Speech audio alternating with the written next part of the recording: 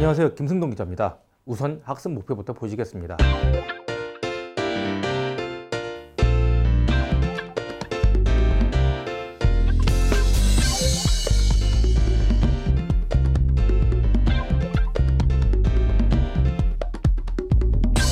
뉴스품에서 지난 7월 16일 금융위 보험세계사 초기 수수료 축소 등 개정안 확정이라는 기사를 썼습니다. 정말 엄청난 이슈입니다. 금융위원회가 초년도 모집 수수료를 1200% 이내로 줄이고 분급을 강화할 예정입니다. 기사는 아직 확정안이 아닙니다. 실제 발표 내용과 약간 상이할 수 있다는 의미입니다. 하지만 크게 다르지는 않을 것으로 보고 있습니다. 우선 초년도 모집 수수료는 1200%로 확정되었는 듯 합니다. 종신보험 등 일부 상품은 환산율이 2000%에 달하기도 했죠. 이런 상품은 초년도 모집 수수료가 3분의 1 정도 줄어듭니다. 다만 초년도에만 1200%로 캡을 씌워 놓으면 2차년도에는 수당이 대폭 늘어날 수 있다는 우려로 금융위는 2차년도까지 캡을 씌울 예정이라고 알려졌습니다. 또 GA에 대해서는 운영비를 인정하지 않기로 했습니다. 즉 같은 상품을 판매했다면 GA나 전속 설계사나 동일한 수수료를 지급한다는 것입니다. 지금까지 수수료를 쫓아 GA가 이동한 설계사가 많았지만 이제는 그럴 필요가 별로 없다는 것입니다. 개정안을 확정해서 발표하는 시기는 3분기 이내가 될 것으로 예상합니다. 이르면 7월에 발표할 것이라는 얘기도 들리고 있습니다. 시행 시기는 내년 1월 혹은 4월이 될 것이라는 게 유력합니다. 방금 전에 이 강의를 촬영하기 전에 다시 한번 확인을 하고 들어왔습니다. 강의 촬영하는 일자가 오늘은 7월 24일입니다. 근데 이 확정한 내용을 오늘 7월 26일, 그러니까 이번 주 금요일 날 발표한다는 얘기가 있습니다. 확정안에서는 1200%로 캡을 씌우는 건 유력하되 GA의 사업비는 어느 정도 인정해 주는 쪽으로 결정이 되고 있다고 합니다. 그럼 다음 기사를 보시겠습니다. 대한금융신문에서 내년부터 무해지 환급형 보험 비싸진다 라는 기사를 냈습니다. 지난 2015년 저해지 종신보험이 처음 등장했습니다. 초기에 책임준비금 리스크가 통상적인 다른 상품들보다 크다는 이슈가 있었습니다. 하지만 금융당국은 문제가 없다는 입장이었죠. 약 5년이 지난 지금 저해지 무해지 상품에 대해서 다시 문제가 있다고 번복하고 나왔습니다.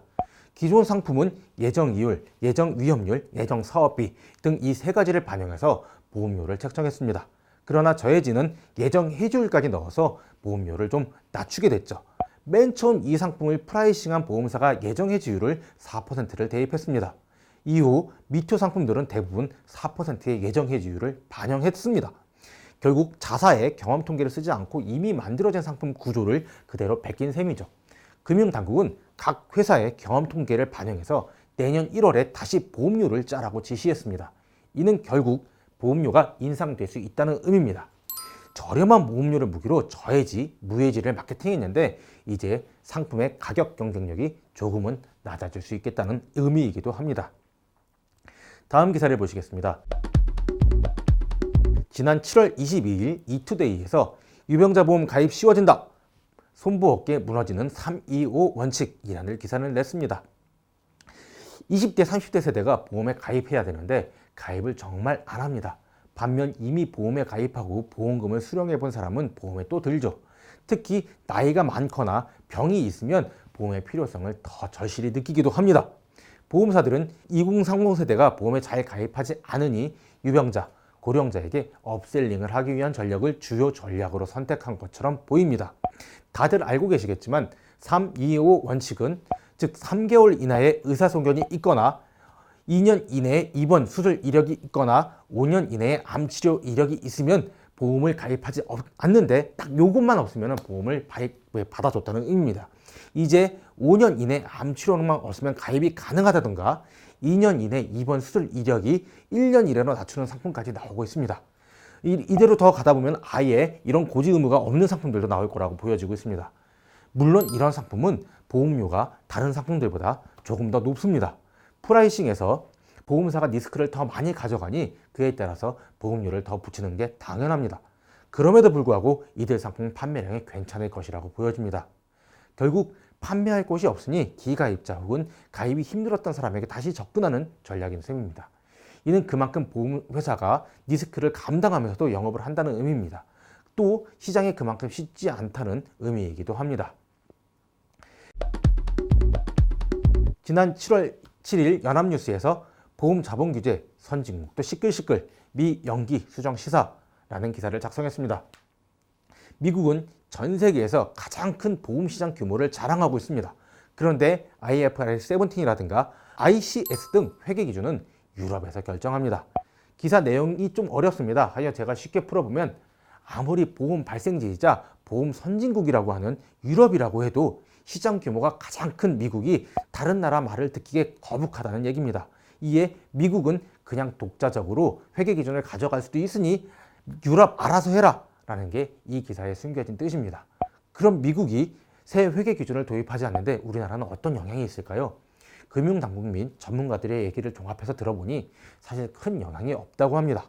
다만 우리나라 금융당국도 초기에 2022년에 무조건 새 회계 기준을 도입해야 한다는 강경적인 입장에서 도입은 하되 유예 기간을 좀 길게 둬서 멀쩡한 회사가 회계 기준 변화만으로 망하는 일이 없도록 하자는 쪽으로 무게의 축이 좀 기울어지고 있습니다. 결론을 다시 한번 쉽게 풀어본다면 보험사의 힘든 시기가 2022년까지는 지속되지만 아무리 힘들어도 망하는 보험사가 속출하게 놔두지는 않겠다라는 의미입니다. 마지막 기사를 보시겠습니다. 지난 7월 2일 연합뉴스에서 MRI 이상 없다는 핑계로 치매보험금 지급 거절 못한다라는 기사를 썼습니다. 금감원이 낸 자료를 기초로 작성한 기사입니다. 지난해 말부터 손해보험사를 중심으로 치매보험 경쟁이 굉장히 치열해졌었습니다.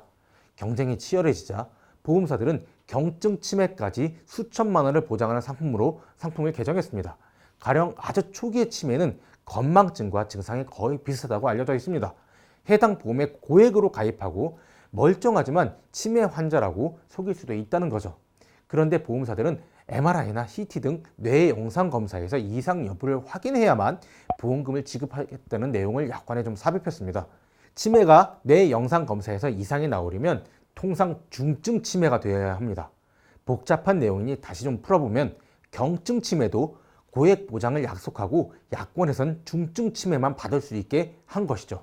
금감원은 이런 약관에 문제가 있다고 지적을 했고 뇌영상 검사 결과에 상관없이 경증 치매 보험금을 지급하라고 지시했습니다. 물론 약관까지 바꾸라고 지시했습니다. 보험사들은 경증 치매로 인해 정말 많은 보험금을 지출하게 생긴 셈입니다. 이에 경증 치매 보험금을 대폭 축소하는 한편 상품을 개정하고 있습니다. 아울러 치매보험이 아닌 암보험 등 다른 상품 판매로 포트폴리오를 다변화하고 있습니다. 이상으로 강의를 마치겠습니다. 감사합니다.